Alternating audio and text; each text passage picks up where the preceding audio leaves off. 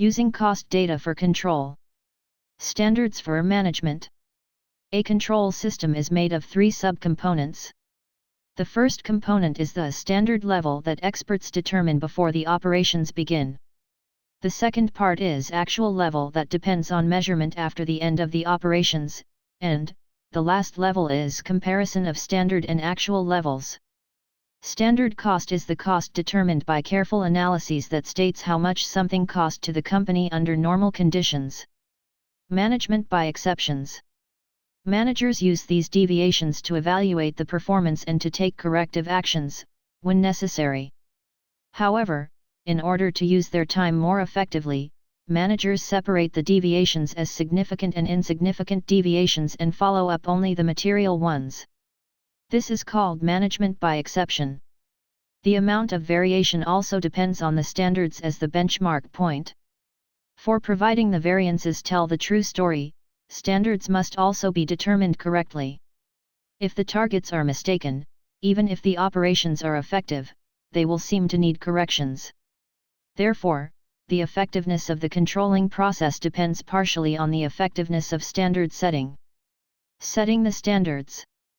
Generally, managers use 2 methods for setting the cost standards: historical data analysis and task analysis.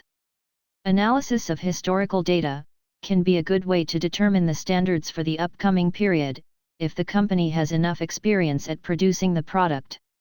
However, managers also need to update the standards considering the changes in prices and production technologies. Task analysis is another method to use in standard setting. In this method, historical data has no use. Managers work together with the engineers to determine the standards. Combined approach is also applied frequently by managers, especially in cases that the company has enough experience in producing the product, but because of new technologies and techniques, the historical data needs technical modifications that require engineering support. Types of standards. There are several types of standards that can be classified from different perspectives, such as the level of difficulty, updating frequency, subject of standards, level of participation to the standard setting process, standard costing. Benefits and criticisms on standard costing. Benefits of standard costing. Use of standard costing makes it easier to compare the actual results with budgeted results, by providing the opportunity to determine a new target that is adjusted for the actual output level, instead of a fixed level of production. Considering the size of variations from target results, managers may spend their time on significant problems rather than wasting for insignificant ones. These variances also provide benchmark points for the managers to evaluate the performance. As a result of the evaluations, employees may be punished or rewarded, both motivate them to meet the standards. Critiques for standard costing. The first critique is about the timeliness of variance data. The opponents of standard costing suggest that the variances are calculated after the company incurred the costs and revenues, therefore, it becomes too late to guide the managers. In addition, traditional standard costing systems are blamed for focusing too much on the efficiency of direct labor, which loses its relative value in modern production systems. Shortening product life cycles also shortens the duration of standards validity. Thus, new standard development is required each time a new product is launched, again for a short period of time. Use of standard costing. Standard costing is appropriate for both planning and pricing decisions. Because the use of predetermined costs and rates allows management to plan the capacity and determine an appropriate price for the product. The important point in standard costing is the determination of appropriate standards to be used in the accounting system.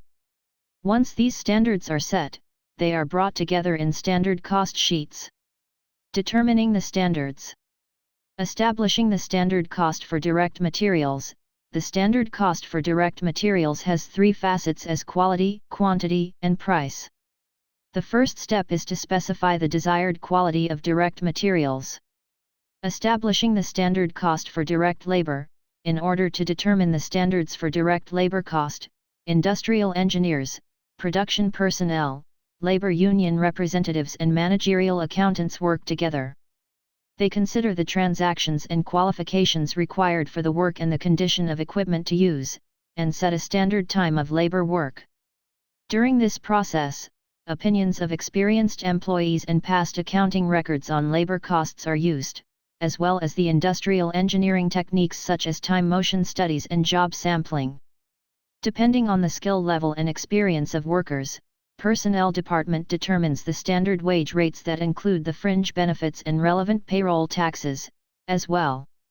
Establishing the standard cost for manufacturing overhead. In companies that apply standard costing, the use of flexible budgets is more useful for controlling the overhead costs.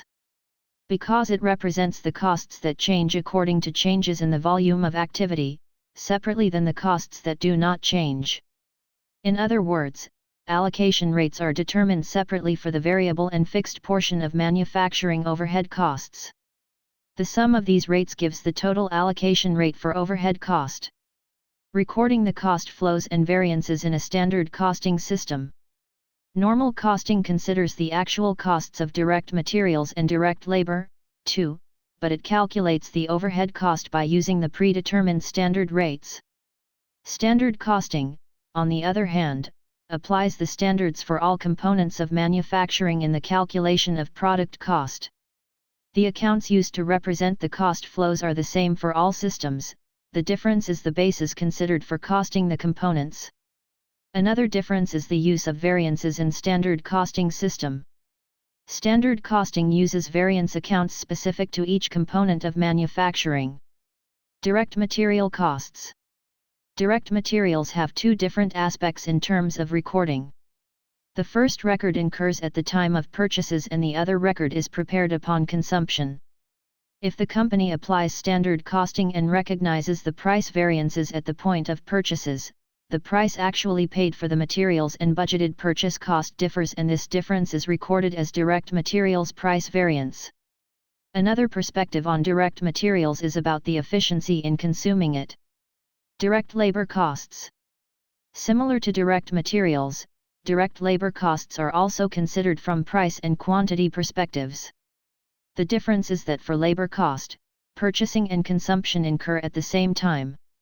In other words, an increase in work-in-process inventory, accrual of wage liability and relevant variances may be reported by using the same entry. Manufacturing overhead costs. Manufacturing overhead costs are divided into variable and fixed components. Variable overhead costs. Assignment of variable overhead cost differs from direct materials and direct labor costs because the resources that incur variable overhead are not directly included in the product or production process. Fixed overhead costs. The last component of product costs to account for is the fixed portion of manufacturing overhead cost. These costs are generally accepted as the investments that companies incur in order to create the needed capacity. Finished goods. After the production is completed, the cost for completed units, which has been accumulated in work-in-process account, is transferred to finished goods account. Cost of goods sold.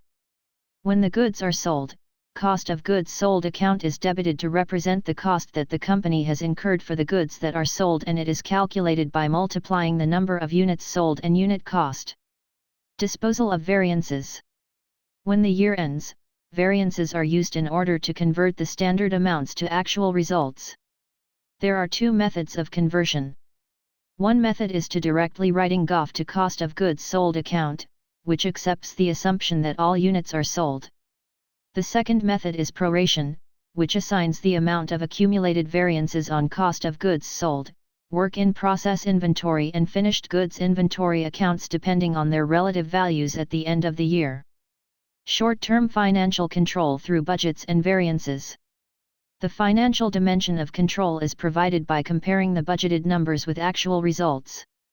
The budgeted numbers represent the standard amounts that signal the targets to reach and provides benchmark points for the company to evaluate the performance. Static budgets and financial control. At the first level of financial control, static, master, budget is on the focus of managers. Comparing the targets in the master budget with actual results gives the management opinion about the size and direction of variances, and this is useful for providing a basic understanding of operative effectiveness. Flexible budgets and financial control. In order to evaluate the short-term financial performance, companies at first revise the static budgets for the actual sales volume, and this newly created budget is called flexible budget. The static budget variance is divided into two components by preparing the flexible budget and calculating the variations from both the static budget and actual results. One component represents the deviation resulting from the difference in sales volume, and the other component represents the financial performance. Analyzing the direct materials cost. Direct materials cost in the flexible budget states the standard amount of direct materials that should be used for producing the actual volume of outputs. By comparing this cost with the actual cost, direct materials flexible budget variance is calculated. Direct materials price variance, the difference between the actual and budgeted purchase prices of direct materials causes this variance. Companies may calculate the price variance at one of 2 points in time, i.e., the time of purchases, and 2, the time of usage. The calculation at the time of purchases is more preferable because having information sooner than later provides management the opportunity to take proper actions. Direct materials efficiency variance. The second component of direct materials flexible budget variance is the direct materials efficiency variance, which reflects the company's efficiency in using the materials. Efficiency variance is the difference between the actual quantity of materials used and the standard quantity that should have been used for producing the actual output, multiplied by the standard price per unit of direct material. Direct labor price, rate, variance. Direct labor price variance arises when the wage rate that a company pays is different from the standard rates predetermined before the beginning of the period. The formula is, direct labor price variance equals, actual rate, budgeted rate, x actual labor hours worked. Direct labor efficiency variance. The amount shown in the flexible budget considers the standard number of direct labor hours needed for producing the actual number of outputs and the standard hourly rate for direct labor. The calculation is, direct labor efficiency variance equals, actual labor hours, budgeted labor hours, x budgeted rate. Analyzing the variable overhead cost. Overhead is different from direct costs in that the resources cannot be traced to cost objects in an economically feasible way. Because the indirect manufacturing costs do not have a homogeneous structure. For example, indirect materials, indirect labor, power, utilities, etc. are examples of overhead costs, and, in order to determine product cost, these overhead components should be allocated by using a common basis. The need for allocation brings together the necessity of considering the use of allocation bases in terms of both rate and quantity. Variable overhead spending variance. Variable overhead spending variance measures the effect of differences between actual and standard rates. Variable overhead efficiency variance. Variable overhead efficiency variance measures the change in variable overhead costs with respect to the use of allocation base chosen. Analyzing the fixed overhead cost. Analysis of fixed overhead is different than analyzing the other costs because the fixed overhead cost does not change with the production volume. Fixed overhead spending variance. The difference between the actual and budgeted fixed overhead costs is called the fixed overhead spending variance. In other words, the difference between what the company plans to incur and what the company incurs during the period is the spending variance. Production volume variance. Different from other costs, controlling for the fixed overhead cost requires the examination of capacity utilization, as the fixed costs are accepted as investments in capacity. Companies make capacity investments according to budgeted production. Capacity investment refers to the expenditures for making the resources ready for producing the expected number of units. The variance that helps the control of fixed costs in terms of capacity utilization is called the production volume variance.